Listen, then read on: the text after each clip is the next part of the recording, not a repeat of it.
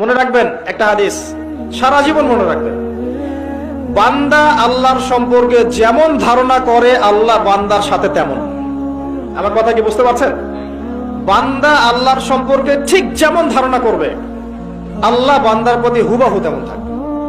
দেখবেন, এক্সাম্পল দেখাবো। উমর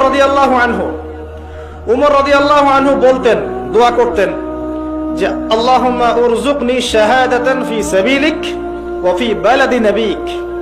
হে আল্লাহ, আমাকে আপনার নবী মুহাম্মদ সাল্লাল্লাহু আলাইহি ওয়াসাল্লামের শহরে শাহাদাতের মৃত্যু দিয়ে। কথা বুঝতে পারছেন? বুঝেন নাই মনে হয়।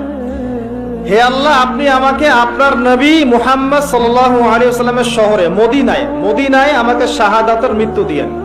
মদিনায় শাহাদাতের মৃত্যু পাওয়ার কোনো চান্স আছে? কারণ মদিনা তো ইসলামিক রাষ্ট্র, এখানে ইসলামিক হুকুমত তখন কায়েম